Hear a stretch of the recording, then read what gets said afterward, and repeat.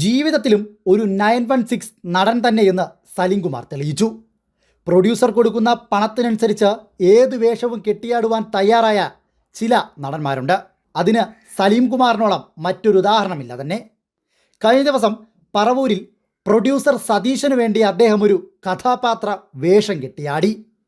കേരളത്തിൽ വികസനമുണ്ടെന്ന് ഊളംപാറയിലുള്ള മാനസിക രോഗികൾ മാത്രമേ പറയുള്ളൂ അത്രേ.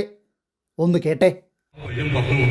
കേരളത്തിൽ എന്തൊരു മാറ്റമാണ്, അമേരിക്ക പോലും തോറ്റുപോകുമെന്ന് പറഞ്ഞു. അപ്പൊ എനിക്ക് സംശയമില്ല, ഈ പയ്യൻ ആരായിരിക്കും, എവിടെ ഉണ്ടാവും പയ്യൻ. അങ്ങനെ ഞാൻ ഈ പയ്യൻ അന്വേഷിച്ചിരുന്നു. എനിക്ക് പയ്യനെ കാണാൻ പറ്റി. നമ്മുടെ ഉളമ്പാറുള്ള മാനസിക ആശുപത്രിയിലായിരുന്നു. വ്യക്തമായി കേട്ടല്ലോ.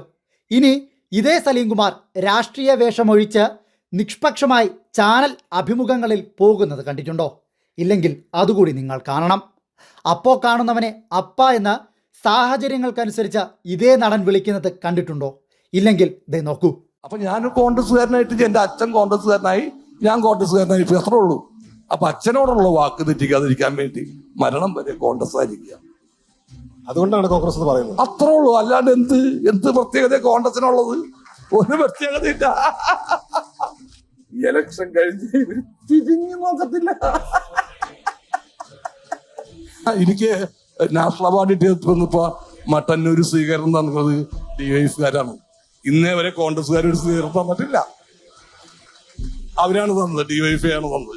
അപ്പൊ അങ്ങനെയൊക്കെയുള്ള സംഭവങ്ങൾ രാഷ്ട്രീയത്തില് ഇവിടെ കോൺഗ്രസ്സുകാർ ഇവിടെ തേനും പാലും ഒന്നും ഒഴുക്കിയിട്ട് ഞാൻ കോൺഗ്രസ്സുകാരനായതോ അതിന്റെ ആദർശത്തിന് ഇത് ചെയ്തിട്ട് കോൺഗ്രസ്സുകാരനായതോ അല്ല.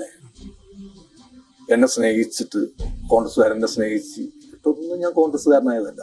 എന്നെ കോൺഗ്രസ്സുകാരെക്കാൾ സ്നേഹിച്ചതും ബഹുമാനിച്ചതും എനിക്ക് എൻ്റെ ഞാൻ പറഞ്ഞു, എൻ്റെ സുഹൃത്തുക്കളും എനിക്ക് വേണ്ടപ്പെട്ടവരെല്ലാവരും തൊട്ടപ്പുറത്തുള്ള എതിർച്ചേരിയിലാണ്. കലാകാരന്മാരെ പ്രോത്സാഹിപ്പിക്കുന്നതിൽ കോൺഗ്രസ് ആണോ ഇടതുപക്ഷമാണോ? ഇടതുപക്ഷമാണ്, യാതൊരു സംശയം വേണ്ട. ഇലക്ഷൻ കഴിഞ്ഞ് ഇവര് തിരിഞ്ഞു നോക്കത്തില്ല. പിന്നെ ഇവരെ സംഭവം അറിയാല്ല, കോൺഗ്രസ്സുകാരും സംഭവം അറിയാല്ല, ആരെയൊക്കെയാണ് പോസ്റ്റിൽ ഇരുത്തണം എന്നൊക്കെ അറിയാല്ല. അത് ഞാൻ പിന്നെ അപ്പൊ എനിക്ക് കോൺഗ്രസിലേക്ക് വരുന്ന കലാകാരനെ സീറ്റോ ഒന്നും മോഹിച്ചിട്ട് വരും ഇല്ല.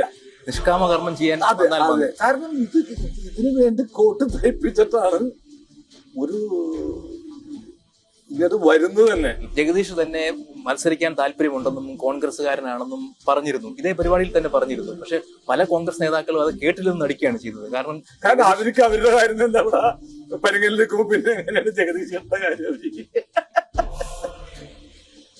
ഇവിടെ ഭരിക്കാൻ വേണ്ടി മേക്ക് ചെയ്തിരിക്കുന്ന ആളുകൾ അതിലൊക്കെ കുറെയെങ്കിലും ജനങ്ങളായിട്ട് അടുത്ത് വേഷങ്ങൾ ജന്മങ്ങൾ, വേഷം മാറാൻ നിമിഷങ്ങൾ എന്ന മഹാനടൻ സലീംകുമാറിന്റെ അഭിനയം കണ്ടിട്ട് മനസ്സിലായില്ലേ? ഇതിൽ കൂടുതൽ എന്തെങ്കിലും പറയേണ്ടതില്ല തന്നെ.